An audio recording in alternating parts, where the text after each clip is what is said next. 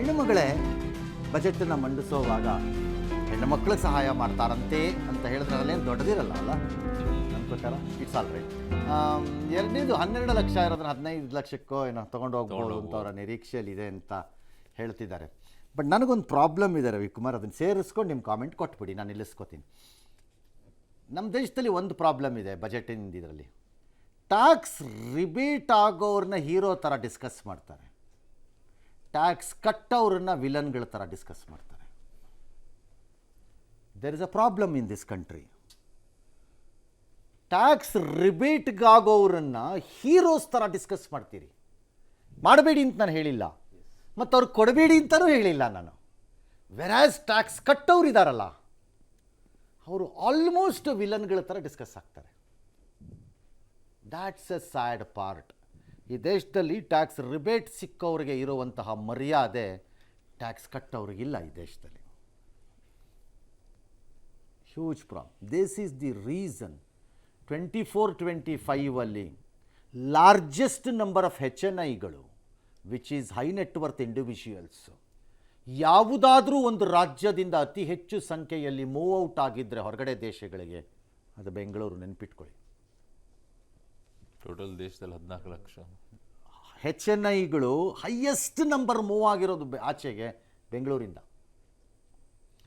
Once you start losing HNIs you are into trouble. ಇದನ್ನು ಇವ್ರು ಅರ್ಥನೇ ಮಾಡ್ಕೊಳ್ಳಲ್ಲ, ಮರ್ಯಾದೆನೇ ಕೊಡಲ್ಲ ಟ್ಯಾಕ್ಸ್ ಕಟ್ಟೋರಿಗೆ, ಅವನೊಂದು ಕಳ್ಳನ ಥರ ನೋಡ್ತಾರೆ. ಎಸ್ ರವಿಕುಮಾರ್. ಅದಕ್ಕೆ ಸರ್, ನಮ್ದು ಈಗ ನಾವು 3ನೇ ಬಲಿಷ್ಠ ರಾಷ್ಟ್ರ ಆಗಬೇಕು ಅಂತ ಹೇಳಿದರೆ ದೇಶದೊಳಗಡೆ ಇನ್ಫ್ರಾಸ್ಟ್ರಕ್ಚರ್ಗೆ ನಾವು ಹೊತ್ತು ಕೊಡಲೇಬೇಕು. ಆ ಹಿನ್ನೆಲೆಯಲ್ಲಿ ಈಗ ಫಾರ್ ಎಕ್ಸಾಂಪಲ್ ಈಗ ರೈಲ್ವೆಗೆ ಹೊತ್ತು ಕೊಟ್ಟಿದ್ರು, ಹೈವೇಗೆ ಹೊತ್ತು ಕೊಟ್ಟಿದ್ರು, ಆಮೇಲೆ ಕೊಟ್ಟರು, ಆಮೇಲೆ MSMEಗೆ ಕೊಟ್ಟರು ಆಫ್ಟರ್ ದಿ ಕೋವಿಡ್. ಈ ಥರ ಇನ್ಫ್ರಾಸ್ಟ್ರಕ್ಚರ್ಗೆ ಮತ್ತಷ್ಟು ಹೊತ್ತು ಕೊಡ್ತಕ್ಕಂಥ ಒಂದು ವೆರಿ ಇಂಪಾರ್ಟೆಂಟ್ ಪಾಯಿಂಟ್ ನನಗೆ ಗೋಚರವಾಗ್ತಾ ಇದೆ. ಇಲ್ಲ ಅಂತೇಳಿದರೆ ಈಗ ನಾವು ಜರ್ಮನಿಯನ್ನು ಹಿಂದಾಕಿ ನಾವು 4ನೇ ಸ್ಥಾನಕ್ಕೆ ಬಂದಿದ್ದರೆ, ಈಗ 3ನೇ ಸ್ಥಾನಕ್ಕೆ ಬರಬೇಕು ಅಂತ ಹೇಳಿದರೆ ನೀವು ಭಾರತ ದೇಶದ ಒಳಗಡೆ ಇರ್ತಕ್ಕಂಥ ಇನ್ಫ್ರಾಸ್ಟ್ರಕ್ಚರನ್ನು ನಾವು ಡೆವಲಪ್ ಮಾಡದೆ ಹೋದರೆ ನಾವು 3ನೇ ಸ್ಥಾನಕ್ಕೆ ಬರೋಕ್ಕೆ ಸಾಧ್ಯ ಇಲ್ಲ. ಆದ್ದರಿಂದ ಇನ್ಫ್ರಾಸ್ಟ್ರಕ್ಚರ್ಗೆ ಮತ್ತಷ್ಟು ಹೊತ್ತನ್ನು ಕೊಡಬಹುದು ಅಂತ ನನಗೆ ಅನ್ನಿಸ್ತಾ ಇದೆ. ಅದೇ ಥರ ರೈತರಿಗೆ, ವಿಶೇಷವಾಗಿ ರೈತರಿಗೆ ಮತ್ತು ಮಹಿಳೆಯರಿಗೆ, ಯುವಕರಿಗೆ ಹೆಲ್ಪ್ ಆಗೋ ದೃಷ್ಟಿಯಿಂದ ನಮ್ಮ ದೇಶದ ಒಳಗಡೆ ಇನ್ವೆಸ್ಟ್ಮೆಂಟ್ಸ್ಗೆ ಮತ್ತಷ್ಟು, ಈಗ ಫಾರ್ ಎಕ್ಸಾಂಪಲ್ ಯುರೋಪಿಯನ್ ರಾಷ್ಟ್ರಗಳ ಜೊತೆಯಲ್ಲಿ ಒಪ್ಪಂದ ಏನು ಮಾಡ್ಕೊಂಡಿದ್ದಾರೆ, ಇದರಿಂದ ಸುಮಾರು ಒಂದು 10 ಲಕ್ಷ ಜಾಬ್ಸ್ ಕ್ರಿಯೇಟ್ ಆಗಬಹುದು ಅನ್ನುವಂಥ ಒಂದು ಬಹಳ ದೊಡ್ಡ ಚರ್ಚೆ ನಡೀತಾ ಇದೆ. ಹಾಗಾಗಿ ಯುರೋಪಿಯನ್ ರಾಷ್ಟ್ರಗಳ ಜೊತೆಯಲ್ಲಿ ಒಪ್ಪಂದ ಮಾಡ್ಕೊಂಡಿರೋದ್ರಿಂದ ಅಮೇರಿಕಕ್ಕೂ ಒಂದು ಕಡೆ ಪಾಠ ಕಲಿಸ್ದಂಗೆ ಆಯಿತು, ನಮ್ಮ ದೇಶದ ಒಳಗಡೆ ಬೈ ಮಾಡ್ತಕ್ಕಂಥವ್ರಿಗೂ ಕೂಡ ಹೆಚ್ಚು ಒತ್ತು ಕೊಟ್ಟಂಗೆ ಆಯಿತು, ಮತ್ತು ಉದ್ಯೋಗ ಸಿಕ್ಕಂಗೂ ಕೂಡ ಆಯಿತು. ಈ ಹಿನ್ನೆಲೆಯಲ್ಲಿ ಈ 3-4 ಸೆಕ್ಟರ್ಗಳಿಗೆ ಹೊತ್ತು ಕೊಡಬಹುದು ಅಂತ ನನಗೆ ಅನಿಸ್ತಾ ಇದೆ. ಅಮೆರಿಕ ಬಿಚ್ ಪ್ರಶ್ನೆ ಅವ್ರು ಎತ್ತಿದ್ದಕ್ಕೆ ಕೇಳ್ಬಿಡ್ತೀವಿ. Next will be Tejaswini. As on today you like it or dislike it, ನಿಮ್ಗೆ ಇಷ್ಟ ಆಗತ್ತೋ ಬಿಡುತ್ತೋ ನನಗೆ ಗೊತ್ತಿಲ್ಲ. ಅಮೇರಿಕಾನ ಇಗ್ನೋರ್ ಮಾಡಿ ಬಿಸ್ನೆಸ್ ಮಾಡೋಕ್ಕಾಗಲ್ಲ. ಎಲ್ಲಿವರೆಗೆ the dollar runs the economy of this world, ಅಲ್ಲಿವರೆಗೆ ಇಫ್ ಎನಿಬಡಿ ಟೆಲ್ಸ್ ಮೀ ನಾವು ಇಗ್ನೋರ್ ಮಾಡ್ತೀವಿ ಅಂತಂದರೆ ಆಗಲ್ಲ ಮಾಡೋಕ್ಕೆ. ಆ್ಯಸ್ ಆನ್ ಟುಡೇ ಡಿಡಾಲರೈಸೇಷನ್ ಆಗಕ್ಕೆ ಸ್ಟಾರ್ಟ್ ಆದರೆ, which is difficult, not easy, ಅದು ಸುಲಭ ಅಲ್ಲ. ಅದು ಆದಾಗ ಬೇರೆ ವಿಚಾರ ಅದು. ಹಾಗಾಗಿ EU ಇಂದ ನಾವು ಅಮೇರಿಕಕ್ಕೆ ಪಾಠ ಕಲಿಸ್ಬಿಟ್ಟಿದ್ದೀವಿ ಅನ್ನೋ ಭ್ರಮೆಗೆ ಹೋಗೋದು ಬೇಡ. ನಾವು EU ಇಂದ ನಾವು ಅಮೇರಿಕದ ಮೇಲೆ ಡಿಪೆಂಡೆನ್ಸಿನ ಕಡಿಮೆ ಮಾಡ್ಕೋತಿದ್ದೀವಿ ಅಂತ ಸಮಾಧಾನ ಪಟ್ಕೊಳ್ಳೋಣ. That's not a bad idea ನನ್ನ ಪ್ರಕಾರದಲ್ಲಿ, ನಂಬರ್ 1. ಬಟ್ ಮೋದಿ ಅವರ ಸರ್ಕಾರದ ಬಗ್ಗೆ ನನಗೆ ಬೇಕಾಗಿದ್ದು, ಆರಂಭದಲ್ಲಿ ಮೋದಿಯವರು ಬಂದಾಗ ಅವ್ರದ್ದು ಎಂಟೈರ್ ಆರ್ಥಿಕ ಆಲೋಚನೆ ಹೇಗಿತ್ತು ಅಂದರೆ, ನಾನು ಯಾವುದನ್ನು ಯಾರಿಗೂ ಪುಕ್ಕಟೆ ಕೊಡಲ್ಲ, ನಾನು ಯಾರಿಗೂ ಕೊಡಲ್ಲ ಎನ್ನುವೆ, ನಾನು ಎಲ್ಲರನ್ನೂ ಅವರೇ ದುಡಿಯುವ ರೀತಿ ಮಾಡ್ತೀನಿ. That was his principle thought. ನಾನು ಯಾವುದು ಪುಕಟೆ ಕೊಡಲ್ಲ ಯಾರಿಗೂ, ಅವ್ರಿಗೆ ದುಡಿಬೇಕು, ದುಡಿದು ತನ್ನ ಕಾಲ ಮೇಲೆ ತಾನು ನಿಲ್ಲೋ ಹಂಗಾಗಬೇಕದು. ದ್ಯಾಟ್ಸ್ ದ ರೈಟ್ ಮೆಥಡ್ ಅಂತ. ಆ ಮೆಥಡನ್ನು ಲಾರ್ಜ್ಲಿ ಈಗ 11ನೇ ವರ್ಷಕ್ಕೆ ಬರೋಷ್ಟೊತ್ತಿಗೆ ಕೈ ಬಿಟ್ಟಂಗೆ ಕಾಣಿಸ್ತಿದೆ, ಲಾರ್ಜ್ಲಿ ಎಕ್ಸೆಪ್ಟ್ ಒಂದು 2-3 ಸೆಕ್ಟರ್ಸಲ್ಲಿ ಬಿಟ್ಟು. ಸೊ ಹಾಗಾಗಿ ಪರಿಸ್ಥಿತಿಗೆ ತಕ್ಕಂತೆ ಸಾಹೇಬರು ಹೊಂದ್ಕೊಳ್ಳೋ ಹಂಗೆ ಕಾಣಿಸ್ತಾ ಇದೆ ಮೇಲ್ನೋಟಕ್ಕೆ. ಇವತ್ತು ಏನು ಹೊಂದ್ಕೋತಾರೆ ಗೊತ್ತಿಲ್ಲ. 2 ಕಾಯಿನ್ನಿನ ಭಾಗಗಳನ್ನು ನೋಡಿ ಅನುಭವಿಸಿ ಆನಂದಿಸಿರುವ ತೇಜಸ್ವಿನಿ ಗೌಡರು ಒಳ್ಳೆ ಪೊಸಿಷನಲ್ಲಿ ಇದ್ದಾರೆ ಇವತ್ತು ಕಾಮೆಂಟ್ ಮಾಡೋಕ್ಕೆ ನನ್ನ ಪ್ರಕಾರದಲ್ಲಿ. Because you might have defended a Modi budget also and you may have to not defend a Modi budget also. All right, your response. Thank you ji. ಮೊದಲಿಗೆ ಒಬ್ಬ ಮಹಿಳಾ ನಾಯಕಿಯಾಗಿರುವಂತಹ ನಿರ್ಮಲಾ ಸೀತಾರಾಮನ್ 9ನೇ ಹಣಕಾಸು ಒಂದು ಬಡ್ಜೆಟನ್ನು ಮಂಡಿಸ್ತಾ ಇದ್ದಾರೆ. ಅವರಿಗೆ ಅಭಿನಂದನೆಗಳು. ಈ ದೇಶದಲ್ಲಿ ಮಹಿಳೆಯರು ಎಲ್ಲ ಪಾರ್ಟಿಗಳಲ್ಲೂ ಸಫರ್ ಆಗ್ತಾ ಇದ್ದೀವಿ. ಮೇಡಮ್ ಅವರು ಒಂದು ದಾಖಲಾರ್ಹ ಬಡ್ಜೆಟ್ ಮಂಡಿಸ್ತಾ ಇದ್ದಾರೆ. ಅವರಿಗೆ ನಮ್ಮ ನಾಡಿನ ಪರವಾಗಿ ಅಭಿನಂದನೆ. ಎಲ್ಲ ಮೇಡಮ್, ರಿಆರ್ಗನೈಸೇಷನ್ ಬಂದ ಮೇಲೆ ನಿಮ್ದು ರಿಸರ್ವೇಶನ್ ಬಂದ್ಬಿಡುತ್ತೆ, ತಯಾರಿ ಮಾಡ್ಕೊಳ್ಳಿ ಯಾವ್ದಾದ್ರು ಕ್ಷೇತ್ರ.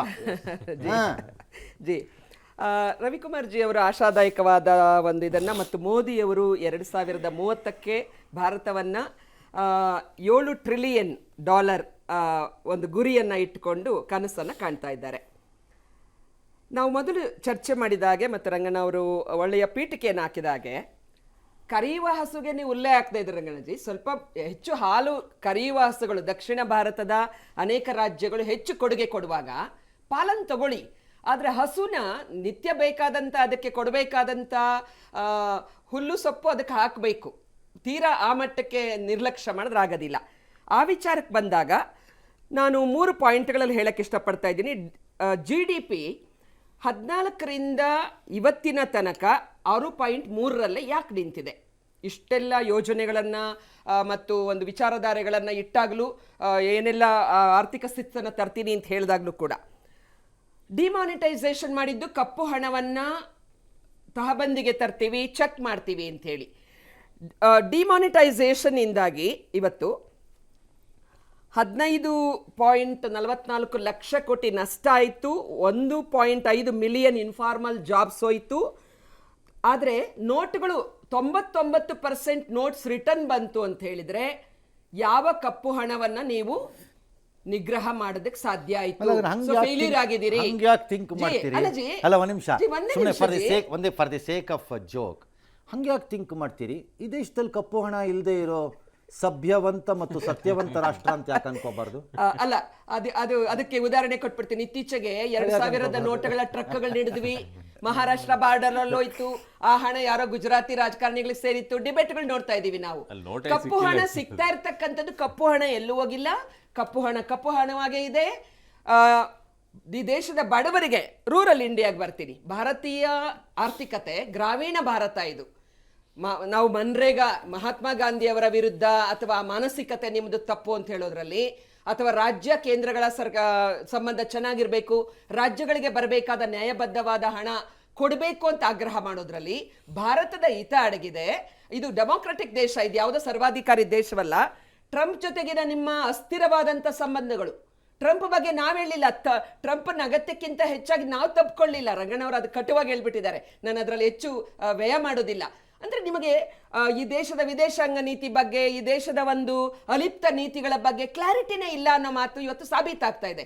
ದೇಶದ ರಕ್ಷಣಾ ವೆಚ್ಚ ಹೆಚ್ಚಾಗುತ್ತೆ. ಯಾಕೆ ಹೆಚ್ಚಾಗುತ್ತೆ?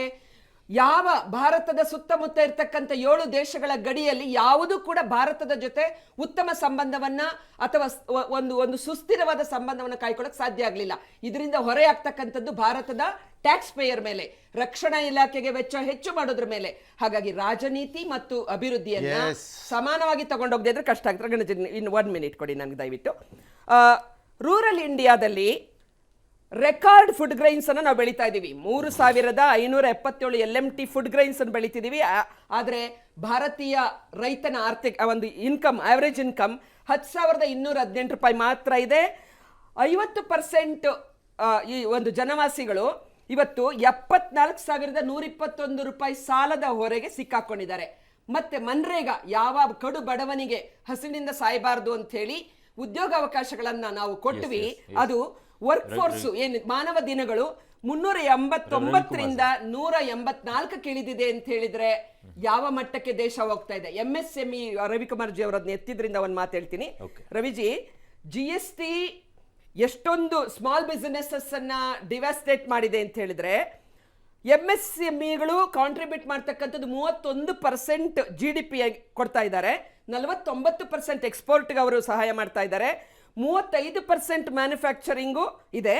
ಎಂಪ್ಲಾಯ್ಸ್ ಅವರು ಎಂಪ್ಲಾಯ್ಮೆಂಟ್ ಕೊಟ್ಟಿರೋದು 328 ಮಿಲಿಯನ್ ಜನರಿಗೆ ಅವರು ಎಂಪ್ಲಾಯ್ಮೆಂಟ್ ಕೊಟ್ಟಿದ್ದಾರೆ. ಆದರೆ ಅವರಿಗೆ ಬರ್ತಕ್ಕಂಥ ಡಿಲೈಡ್ ರೀಫಂಡ್ನಿಂದಾಗಿ 8.1 ಲಕ್ಷ ಕೋಟಿ ರೀಫಂಡ್ನಿಂದಾಗಿ ಇವತ್ತು ಅವರು ಕ್ಲೋಸರ್ಸ್ ಯಾಕೆ ಕ್ಲೋಸ್ ಮಾಡ್ತಾ ಇದ್ದಾರೆ ಅನ್ನೋದಕ್ಕೆ ಇದ್ರ ಬಗ್ಗೆ ಪ್ರಾಮಾಣಿಕವಾದ ಚರ್ಚೆ ಆಗದೆ ಇದ್ರೆ ಇದು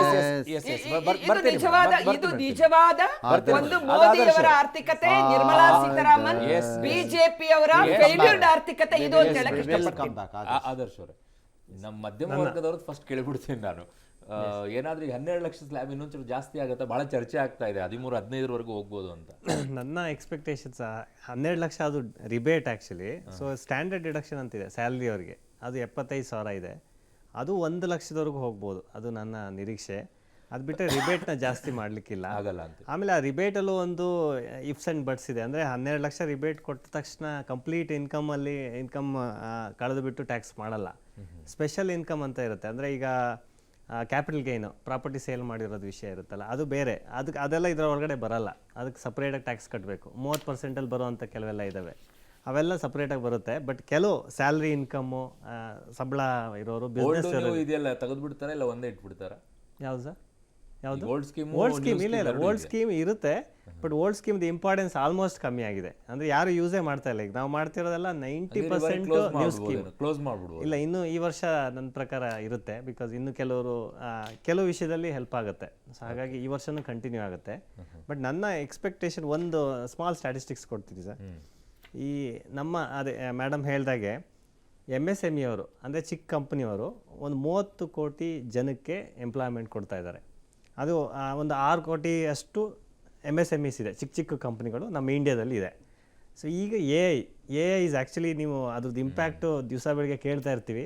ಈ ಆರ್ಟಿಫಿಷಿಯಲ್ ಇಂಟೆಲಿಜೆನ್ಸ್ ಬಂದ ಮೇಲೆ ಈಗ ಅದು ಹೆಚ್ಚು ಕಮ್ಮಿ 30 ಕೋಟಿ ಜನಕ್ಕೆ ಎಂಪ್ಲಾಯ್ಮೆಂಟ್ ಕೊಡ್ತಿದೆ ಅಂದರೆ 6 ಕೋಟಿ ಇದು MSMEಸು 5 ಜನ ಅಂದರೆ ಒಬ್ಬ ಎಂಟ್ರಪ್ರಿನರು 5 ಜನಕ್ಕೆ ಜಾಬ್ ಕೊಡ್ತಾ ಇದೆ. ಈಗ ಬಂದಮೇಲೆ ಏನಾಗ್ತಿದೆ ಅಂದರೆ 30 ದಿನ ಅಲ್ಲಿ ಮಾಡೋವಂಥ ಕೆಲಸ 1 ನಿಮಿಷದಲ್ಲಿ 2 ನಿಮಿಷದಲ್ಲಿ 1,000 ರೂಪೀಸಲ್ಲಿ ಮಾಡಿ ಬಿಸಾಕ್ತಾ ಇದೆ.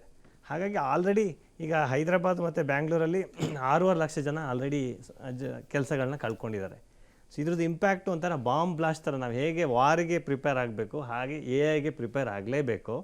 ಸೊ ಹಾಗೆ ಏನು ಮಾಡಬೇಕು ಅಂತ ವಾದ ಇದೆಯಲ್ಲ, ಭಾರತ ಮಾತ್ರ AI ವಿಚಾರದಲ್ಲಿ ಜಾಬ್ಗಳನ್ನು ಕ್ರಿಯೇಟ್ ಮಾಡೋಕ್ಕೆ ಶುರು ಮಾಡ್ತಾ ಇದೆ, ಬೇರೆದವ್ರು ಜಾಬ್ ಕಳ್ಕೊಳ್ತಾ ಇದ್ರೆ ನಮ್ಮಲ್ಲಿ ಜಾಬ್ ಕ್ರಿಯೇಟ್ ಮಾಡುವಂಥ ಯೋಚನೆಗಳು ಜಾಸ್ತಿ ಆಗ್ತದೆ. ಯೋಚನೆಗಳು ನನಗಿಂತ ಬೇರೆ ಕಂಟ್ರಿ, ನಮ್ಮ ಕಂಟ್ರಿಗಿಂತ ಬೇರೆ ಕಂಟ್ರಿಗಳು ತುಂಬ ಮಾಡ್ತಾ ಇದ್ದಾರೆ ಸರ್. ಸಿಂಗಾಪುರ್ ಇರ್ಬೋದು, ಚೈನಾ ಇರ್ಬೋದು, ಜಪಾನ್ ಇರ್ಬೋದು, ಅವ್ರ ಪ್ರಿಪೇರ್ನೆಸ್ ತುಂಬ ಇದೆ. ನಾವು ವಾರ್ ಲೆವೆಲಿಗೆ ಪ್ರಿಪೇರ್ ಆಗಬೇಕು. ಇದು ತುಂಬ ದೊಡ್ಡ ವಿಷಯ ಆ್ಯಕ್ಚುಲಿ.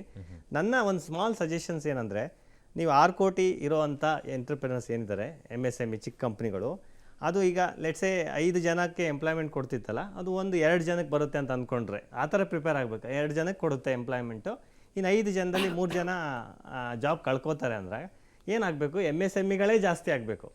MSMEಗಳು ಜಾಸ್ತಿ ಹುಟ್ಕೋಬೇಕು. ಅಂದರೆ ಹೆಚ್ಚು ಕಮ್ಮಿ ಒಂದು 6 ಕೋಟಿ ಇರೋ ಕಡೆ 16 ಕೋಟಿ MSMEs ಆಗಬೇಕು. ಅದಕ್ಕೇನು ಮಾಡಬೇಕು ಗೌರ್ಮೆಂಟ್ ಅಂದರೆ, ಲೋನ್ಗಳು ಕೊಡ್ತೀವಿ ಅಂತಾರೆ. ಬ್ಯಾಂಕಿಗೆ ಹೋದರೆ ಲೋನ್ ಕೊಡಲ್ಲ ಆ್ಯಕ್ಚುಲಿ ಎಂಟ್ರಪ್ರಿನರ್ಸ್ಗೆ. ಏನೋ ಆಸೆ ಇಟ್ಕೊಂಡು, ಪ್ಲ್ಯಾನ್ ಇಟ್ಕೊಂಡು, ಪ್ರಾಜೆಕ್ಟ್ ಇಟ್ಕೊಂಡು ಹೋದರೆ ಲೋನ್ಗಳು ಕೊಡ್ತಾ ಇಲ್ಲ, ಅದರಲ್ಲಿ ಆಗಬೇಕು. ಆಮೇಲೆ TDS ಮಾತಾಡ್ತಾರೆ, ಆ ರೇಟು ಈ ರೇಟು ಸ್ಮಾಲ್ ಒಂದು 2-3 ರೇಟು ಇಟ್ಕೊಂಡು TDSಲ್ಲಿ ಸಿಂಪ್ಲಿಫಿಕೇಷನ್ ಮಾಡಬೇಕು. GSTನೂ ಅವ್ರಿಗೆ ಕಮ್ಮಿ ಮಾಡಬೇಕು. ಇನ್ಕಮ್ ಟ್ಯಾಕ್ಸಲ್ಲೂ ಅವರಿಗೆ ಹಾಲಿಡೇಸು 5 ಇಯರ್ಸ್ದು ಈ ಥರ ಕಮ್ಮಿ ಮಾಡಬೇಕು. ಟೋಟಲಿ ಅವರಿಗೆ ಸಿಂಪ್ಲಿಫಿಕೇಶನ್ ಮಾಡಿ ಕೊಟ್ಟರೆ MSMEಗಳು ಬೆಳೆದ್ರೆ ನಮ್ಮ ಗ್ರೋತ್, ಇಂಡಿಯನ್ ಗ್ರೋತ್, GDP ಎಲ್ಲದಕ್ಕೂ ಒಂದು ಉತ್ತರ ಸಿಗುತ್ತೆ. ರುದ್ರಮೂರ್ತಿ ಅವರೇ, ಈಗ ಹೂಡಿಕೆ ಯಾವುದ್ರಲ್ಲಿ ಮಾಡಬೇಕು? ಚಿನ್ನ ಬೆಳ್ಳಿ ನೋಡಿದ್ರೆ ಟುಬುಕ್ ಅಂತ ಮತ್ತೆ ಇಳಿತಾ ಇದೆ, ಅದನ್ನ ಬಿದ್ದೋಗ್ಬಿಡುತ್ತಾ ಇಲ್ಲ ಅಲ್ಲೇ ನಿಲ್ಲುತ್ತಾ? ಬಜೆಟ್ ಬೇರೆ ಮಾಡಬೇಕು ಅಂತ ಹೇಳ್ತಾರೆ. ಈಗ ಮೊದಲನೇದಾಗಿ ಚಿನ್ನ ಬೆಳ್ಳಿ ಆಗಲಿ, ಶೇರ್ಸ್ ಆಗಲಿ ಅಥವಾ ಇನ್ವೆಸ್ಟ್ಮೆಂಟ್ ಅಂತ ನಾವು ನೋಡೋದಾದ್ರೆ, ಯಾವುದೇ ಅಸೆಟ್ ಕ್ಲಾಸ್ ಆಗಲಿ, ಈಗ ಕೋವಿಡ್ ಆದ ನಂತರ ಶೇರ್ ಮಾರ್ಕೆಟ್ ಎಷ್ಟು ರೈಸ್ ಆಯಿತು ಅಂದರೆ 2018 ನಂತರ ಎಲ್ಲರೂ ಏನು ಮಾಡಿದ್ರು 24 ಎಲ್ಲ ಬಂದು ಲಾಸ್ಟ್ 5 ವರ್ಷ ಶೇರ್ ಮಾರ್ಕೆಟ್ ಒಳ್ಳೆ ರಿಟರ್ನ್ ಕೊಡ್ತು, ಇವಾಗ ಅಲ್ಲ ಹಾಕೋಣ ಅಂತ ದುಡ್ಡು ಹಾಕಿದ್ರು, ಲಾಸ್ಟ್ 2 ವರ್ಷ ಏನೂ ರಿಟರ್ನ್ ಕೊಡಲಿಲ್ಲ. ಅದೇ ಥರ ಈಗೆಲ್ಲ ಏನು ಮಾಡ್ತಿದ್ದಾರೆ, ಸಿಲ್ವರ್ ಬರೀ ಈ ವರ್ಷ ಅಂದರೆ ಜನವರಿ ತಿಂಗಳಲ್ಲಿ ಮಾತ್ರ ನೀವು ನೋಡಿದ್ರೆ 40% ರಿಟರ್ನು ಒಂದು ತಿಂಗಳಲ್ಲಿ ಕೊಟ್ಟಿತ್ತು. ಅದೇ ಥರ ಲಾಸ್ಟ್ 1 ವರ್ಷ ತೊಗೊಂಡ್ರೆ ಸಿಲ್ವರ್ 150% ರಿಟರ್ನ್, ಗೋಲ್ಡ್ 80% ರಿಟರ್ನ್. ಜನ ಈಗೇನು ಮಾಡ್ತಾರೆ, ಈ ರಿಟರ್ನನ್ನು ನೋಡಿ ಎಲ್ಲ ದುಡ್ಡನ್ನು ನಾವು ಇವಾಗ ಗೋಲ್ಡ್ ಸಿಲ್ವರಲ್ಲಿ ಹಾಕೋಣ ಅಂತಾರೆ. ನೆಕ್ಸ್ಟ್ 2-3 ವರ್ಷ ಅದರಿಂದ ಏನೂ ರಿಟರ್ನ್ ಬರೋದಿಲ್ಲ. ಸೊ ಇವತ್ತು ನಾವೇನು ಇನ್ವೆಸ್ಟ್ಮೆಂಟನ್ನು ನೋಡೋದಾಯಿತು ಅಂದರೆ, ಈಗ ಆ್ಯಸ್ ಆಫ್ ಟುಡೇ ನೀವು ಇನ್ವೆಸ್ಟ್ ಮಾಡಬೇಕು ಅಂದರೆ ನನಗೆ ಖಂಡಿತವಾಗ್ಲೂ ಶೇರ್ ಮಾರ್ಕೆಟ್ ಲಾಸ್ಟ್ 2 ವರ್ಷ ರಿಟರ್ನ್ ಕೊಟ್ಟಿಲ್ಲ. ಅದರಲ್ಲೂ ಮಿಡ್ ಕ್ಯಾಪ್ ಸ್ಮಾಲ್ ಕ್ಯಾಪ್ ಶೇರ್ಗಳು, ಕಾಮನ್ ಮೆನ್ ಇನ್ವೆಸ್ಟ್ ಮಾಡೋ ಶೇರ್ಸ್ಗಳೆಲ್ಲ 30-40% ಬಿದೋಗಿದೆ. ಇಷ್ಟೆಲ್ಲ ಇರೋದ್ರಿಂದ ನೆಕ್ಸ್ಟ್ 2 ಇಯರ್ಸಿಗೆ ನೋಡಿದ್ರೆ ಅದು ಒಳ್ಳೆ ಇನ್ವೆಸ್ಟ್ಮೆಂಟ್ ಶೇರ್ಸ್ಗೆ ಹಾಕೋದು ಅಂತ ನಾನು ಹೇಳ್ತಾ ಇದ್ದೀನಿ. ವೆರಿ ಇಂಪಾರ್ಟೆಂಟ್, ಬಜೆಟ್ ಬಗ್ಗೆ ಒಂದು 2-3 ಅಂಶ ಮಾತನಾಡಬೇಕು. ಈ ಇನ್ವೆಸ್ಟ್ಮೆಂಟನ್ನು ಹೇಳಿದ್ದೀನಿ, ಇದು ಬಿಟ್ಟು ನೋಡಬೇಕು ಅಂದರೆ ಯಾವುದೇ ಬಜೆಟ್ಗೆ ತುಂಬ ಇಂಪಾರ್ಟೆಂಟ್ ಏನು ಅಂದರೆ ಫಿಸಿಕಲ್ ಡೆಫಿಸಿಟ್ ಅಥವಾ ವಿತ್ತೀಯ ಕೊರತೆ. ಯಾಕೆ ಅಂದರೆ ನಮ್ಮ ಇಂಡಿವಿಜುವಲ್ ಬಜೆಟಲ್ಲೂ ಕೂಡ ನಾನು ಮನೆಗೆ ಮಾಡುವಾಗ ನನ್ನ ಸಂಬಳ ಇಷ್ಟು ಬರುತ್ತೆ, ನನ್ನ ಆದಾಯ ಇಷ್ಟು ಬರುತ್ತೆ, ನನ್ನ ಖರ್ಚು ಇಷ್ಟಿದೆ, ನನಗೆ ಖರ್ಚು ಜಾಸ್ತಿನಾ ಆದಾಯ ಜಾಸ್ತಿನಾ ಅದನ್ನು ಹೇಗೆ ತೂಗಿಸ್ಬೇಕು ಅನ್ನೋದನ್ನು ನೋಡ್ತೀನಿ. ಅದೇ ಥರ ದೇಶದ ಆರ್ಥಿಕ ಸ್ಥಿತಿಯನ್ನು ತಾವು ನೋಡೋದಾದರೆ ರಂಗನಾಥ್ ಸರ್ ಹೇಳ್ತಾ ಇದ್ರು, ಇವಾಗ ಇಂಡಿಯಾ ಜರ್ಮನಿಯನ್ನು ದಾಟಬೇಕು ಅಂದರೆ ಇವಾಗೇನು ನಾವು ಫಸ್ಟು USA ಇದೆ, ಆಮೇಲೆ ಚೈನಾ ಇದೆ, ಆಮೇಲೆ ಜರ್ಮನಿ ಇದೆ, ಆಮೇಲೆ 4th ಇಂಡಿಯಾ ಇದೆ. 2030 ಬೇಡವೇ ಬೇಡ. ಈಗಿರುವಂತಹ 7% ಗ್ರೋತ್ ಏನು ಎಕನಾಮಿಕ್ ಸರ್ವೆ ಹೇಳುತ್ತೋ ಅದರ ಪ್ರಕಾರ ಹೋದ್ರೇನೆ ಕೇವಲ 2027 ನೆಕ್ಸ್ಟ್ ವರ್ಷದಲ್ಲೇ ನಾವು ಈಗಿರುವ 7% ಗ್ರೋತನ್ನು ಮೇಂಟೈನ್ ಮಾಡಿದ್ರೆ ಭಾರತ ಇಡೀ ಮೇಡಮ್ ವಿಶ್ವದಲ್ಲಿ ಕೇಳ್ತಾ ಇದ್ರು ಅವಾಗ್ಲೇನೆ, ಆ ಗ್ರೋತ್ ಯಾಕೆ ಒಂದೇ ಕಡೆ ಸ್ಟೇಬಲ್ ಆಗಿದೆ, ನಾವು ಇಷ್ಟೆಲ್ಲ ಪ್ರಯತ್ನಗಳು ಪಡ್ತಾ ಇದೀವಿ, ಇಷ್ಟೆಲ್ಲ ಅದು ಆವರೇಜ್ ಅಲ್ಲಿ ಹೇಳ್ತಾರೆ. ಅದು ಇನ್ನೊಂದು ವೆರಿ ಇಂಪಾರ್ಟೆಂಟ್ ಪಾಯಿಂಟ್. ಗ್ರೋತ್ ಇಂಡಿಯಾದು ಸ್ಟಾಗ್ನೆಂಟ್ ಆಗ್ತಿದೆ ಅಂದ್ರೆ ವರ್ಲ್ಡ್ ಎಕನಾಮಿಕ್ ಕಂಡೀಷನ್ಸ್ ಅನ್ನ ನೋಡಿದ್ರೆ ಎಲ್ಲಾ ದೇಶಗಳು ಬೀಳ್ತಾ ಇದೆ ಗ್ರೋತ್ ರೇಟ್ಸ್ ಅಲ್ಲಿ. ಅಂತ ಟೈಮಲ್ಲಿ ಇಂಡಿಯಾ ಇಸ್ ಲೀಡಿಂಗ್. ಇದು ಮನೆಯಲ್ಲಿ ನಿಮ್ಮ ಮನೆಯಲ್ಲಿ 1000 ರೂಪಾಯಿ ಆದಾಯ ಇದೆ, 1000 ರೂಪಾಯಿ ಆದಾಯದಲ್ಲೇ ಇರ್ತೀರಿ ನೀವು. ಸೊ ನಿಮ್ಮ ಮಕ್ಕಳು ನಿಮ್ಮನ್ನು ಕೇಳ್ಬೋದು, ಏನು 1000 ರೂಪಾಯಿ ಆದಾಯದಲ್ಲೇ ಕೂತ್ಕೊಂಡ್ಬಿಟ್ಟಿದ್ದೀವಿ ನಾವು ನಮ್ಮ ಮನೆಯಲ್ಲಿ, ನೀನೇನು ಮಾಡ್ತಾ ಇಲ್ಲ ಅಂತ ಅಪ್ಪನಿಗೋ ಅಮ್ಮನಿಗೋ. ಹಾಗೆ ಅಪ್ಪ ಅಮ್ಮ ಏನು ಹೇಳಬೇಕು ಅಂದರೆ, ನಂದು 1000 ರೂಪಾಯಲ್ಲೇ ಇದ್ದೀನಿ, ಬಟ್ ಪಕ್ಕದ ಮನೆಯದು 800 ರೂಪಾಯಿ ಇದ್ದಿದ್ದು 300 ರೂಪಾಯಿ ಬಂದಿದೆ, ಗಮನಿಸ್ಕೊ ಅನ್ಬೇಕು. ಇದು ನಮ್ಮ ಗ್ರೋತ್ ಏನಾಗಿದೆ, ಇಂಡಿಯನ್ ಗ್ರೋತ್ ಅಂದರೆ when you look at the growth of the other countries particularly, ಅಂದರೆ ಡೆವಲಪ್ಡ್ ಕಂಟ್ರೀಸ್, ನಾಟ್ ಡೆವಲಪಿಂಗ್ ಅಲ್ಲ, ಡೆವಲಪ್ಡ್ ಕಂಟ್ರೀಸ್, ನಮ್ಮ growth has been damn good. ನಮ್ಮದು we have become an engine of growth because of that reason. ಕ್ವಿಕ್ಕಾಗಿ ಹೇಳ್ತೀನಿ, ಅವ್ರು fiscal ಡೆಫಿಸಿಟನ್ನು refer ಮಾಡ್ತಾ ಇದ್ದಿದ್ದು. ಲಾರ್ಜ್ಲಿ ಇಂಡಿಯನ್ ಫಿಸಿಕಲ್ ಡೆಫಿಸಿಟ್ಸ್ದು ಟಾರ್ಗೆಟ್ಸನ್ನು they have achieved it largely. Let's talk on finance and ಎಕನಾಮಿಕ್ಸಲ್ಲಿ, forget the politics ಪಾರ್ಟಲ್ಲಿ. Largely the Indian economy, particularly this madam, has been able to achieve the discipline of the fiscal deficits. Largely 4% ಇದೆ. That was her target also. 4.4. That was her target also. Yes. She has largely done that job. ಹೌದು.